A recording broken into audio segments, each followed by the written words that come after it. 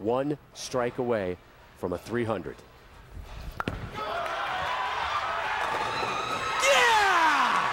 To him! Belmo, sometimes shooting 300 on a PBA telecast can be a little bit of a curse in disguise. A lot of times guys lose their look the next game.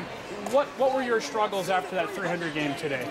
The struggle was to forget about it because you know, you have one more game to bowl, and you kind of want those ones as your last game, not your second last game. But you know, I was so thrilled with it. It was really difficult to put it behind me and work on the next game. And I actually thought about it in the second frame. It just popped into my head, and I threw a really bad shot.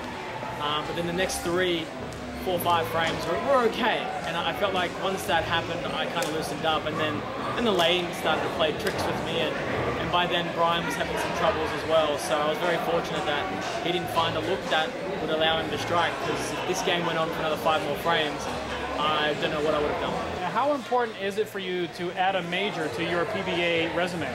It's very important. I mean, I think if you ask every bowler out there what their favourite title is, it's always a major of theirs. And you know, I've grown up watching, in particular, Ameletta Monticelli and Pete Weber, and you know, those guys have a stack of majors next to their names, and it's why, in my opinion, they will always be an all-time great. You know, and you can be good, you can be successful, and you can win titles, and I'll take every one. But until you get that major under your belt, for me, I feel like it'll be a goal left unachieved if I don't win that major in my career.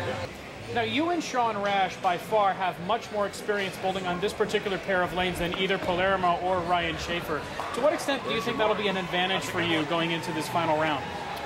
Ryan and Oscar have had their fair share of TV shows in the PBA and around the world, so it's not going to get to them all that much. You know, I know Sean, he's got, I think that's his home address right now. That's where he gets all his postal things sent to him.